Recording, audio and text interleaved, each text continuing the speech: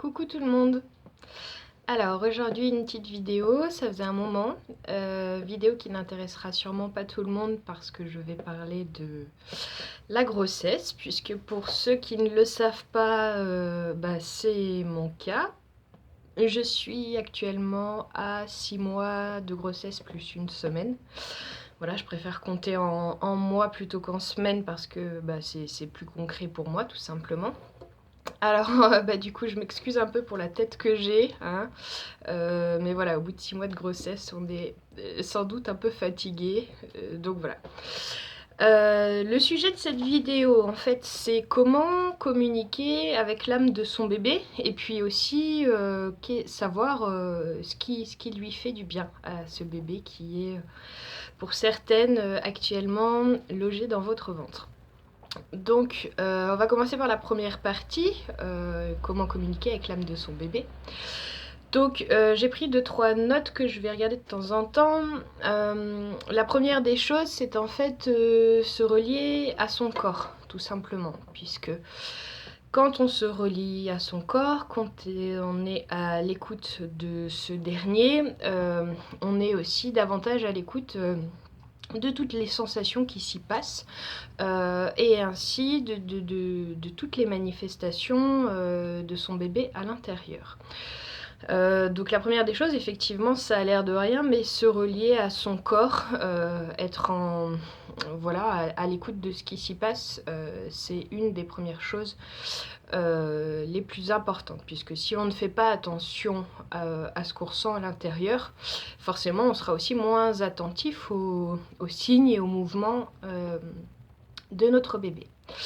La deuxième chose, alors je parle de télépathie, c'est-à-dire que oui, pour moi, on peut complètement faire de la télépathie avec son bébé. D'ailleurs, qu'on en ait conscience ou pas, c'est ce qui se passe parce qu'on est dans une telle fusion quelque part que cette télépathie, elle va un peu de soi.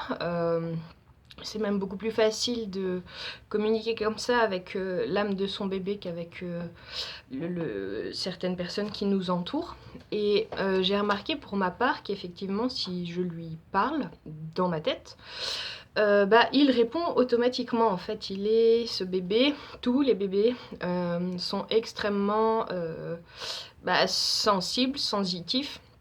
Et donc le fait de lui parler, ne serait-ce qu'intérieurement, ça favorise énormément la communication avec lui. Et par exemple, je sais que si jamais j'ai envie de lui poser des questions, ne serait-ce que pour savoir comment il se sent à tel ou tel moment, eh bien, je peux lui demander aussi de me faire un signe pour me répondre. Donc voilà, si je lui pose une question, très rapidement, il va se manifester, il va donner un coup de pied ou autre. Voilà, et ainsi on peut communiquer en fait. Donc ça c'est super chouette. Je parle aussi de les méditations.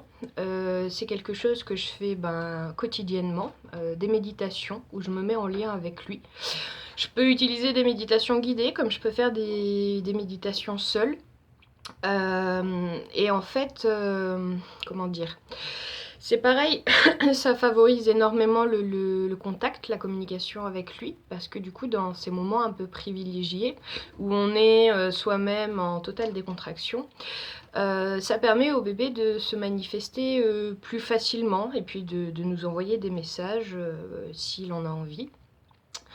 On peut aussi effectivement lui parler directement à voix haute, puisque surtout à partir d'un certain stade, comme c'est le cas pour moi maintenant à 6 mois, il entend tout en fait. Donc voilà, lui dire des mots à voix haute, voilà, utiliser le son de sa voix. C'est quelque chose avec lequel il résonne bien, comme aussi avec certaines musiques qui peuvent l'apaiser. Dans ces moments-là, donc ça nous permet aussi de nous relier avec l'âme de notre petit. Voilà, c'est tout des choses auxquelles, encore une fois, il réagit très bien. Et j'ai noté une dernière chose aussi, c'est les rêves et le sommeil, puisque c'est aussi des moments privilégiés où l'âme de notre bébé peut vouloir nous contacter pour nous communiquer certaines choses. Et du coup, par exemple, ce que je fais personnellement aussi, c'est que si là encore j'ai des questions à lui poser, je lui demande avant de m'endormir, voilà, envoie-moi telle réponse ou tel message, tel signe dans mes rêves. Et ça fonctionne très bien, en tout cas pour ceux qui se souviennent de leurs rêves. Voilà.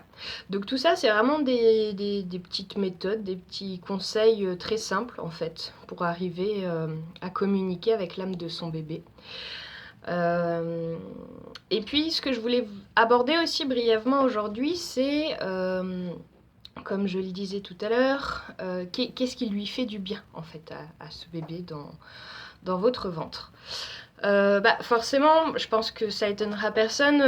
D'une façon générale, déjà, tout ce qui nous fait du bien à nous, à la maman, la future maman, fait du bien au bébé. Et inversement, tout ce qui ne nous fait pas du bien ne lui fait pas du bien non plus.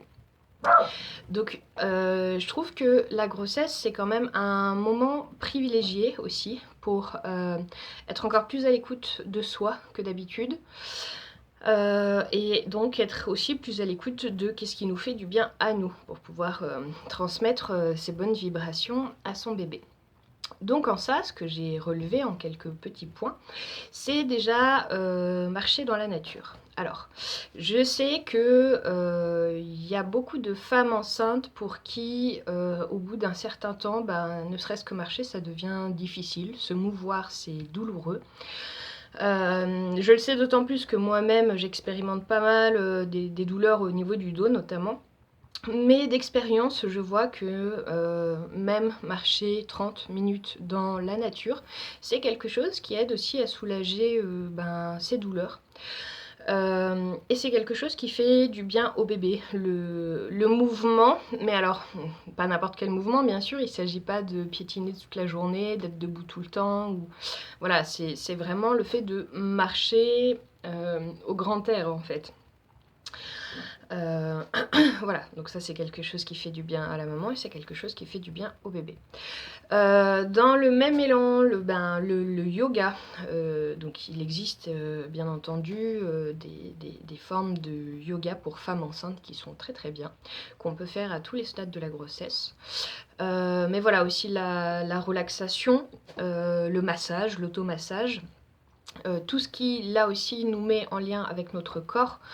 Ce sont des choses qui font énormément de bien au bébé. Ne serait-ce que masser son ventre aussi, par exemple. C'est d'ailleurs aussi une façon de contacter son bébé.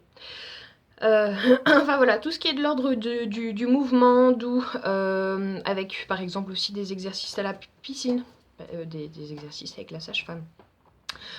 Donc l'eau, tout ça, ça lui fait vraiment beaucoup de bien, au moins autant qu'à nous. Donc en ça, c'est vrai que d'après mon expérience aussi, même si on se sent un peu patraque ou qu'on a un peu mal à tel ou tel endroit, franchement, marcher au moins un tout petit peu, c'est bien. Ça aide à se garder aussi dans un minimum de forme en fait. Alors sans vouloir parler de faire le marathon, bien entendu. C'est important d'écouter ses limites aussi à chaque moment parce qu'il y a des jours où on sera plus apte à faire ces quelques pas que d'autres jours où voilà, on est vraiment trop fatigué et là notre corps nous impose de nous reposer et ça aussi c'est important de l'écouter et pour soi et pour le bébé. Voilà, parce qu'on n'a pas tout le temps besoin des mêmes choses. Et un dernier point, oui, ce que je parle, c'est forcément d'arriver à lâcher prise quelque part sur des soucis du quotidien qu'on peut avoir. Parce que j'ai remarqué que la grossesse, naturellement, nous aide à être moins dans notre mental, moins dans de faux soucis quelque part. Et tout ça, voilà, ça nous aide beaucoup à relativiser. Mais du coup, c'est bien d'accompagner cet élan, ce mouvement-là. Donc, être le plus possible avec les outils qu'on peut et l'état d'esprit qu'on a sur le moment, dans un certain lâcher-prise, parce que ça aussi, forcément, ça fait du bien au bébé. Est-ce que je vous ai tout dit? Oui, je crois. Si ce n'est qu'effectivement, la culpabilité, c'est quelque chose aussi, pour le coup, plutôt à bannir. Je sais, toujours pareil, de par ma propre expérience, que quand on est enceinte, on peut avoir tendance à se culpabiliser assez facilement sur certains comportements qu'on peut avoir, certaines émotions qu'on peut ressentir aussi à tel ou tel moment. Donc voilà, on n'est pas parfaite, on ne le sera jamais. Chacune fait du mieux qu'elle peut et c'est bien là l'essentiel. Donc ne surtout pas culpabiliser pour quoi que ce soit, se rappeler qu'on fait toujours de notre mieux. Et que vraiment c'est tout ce qui compte.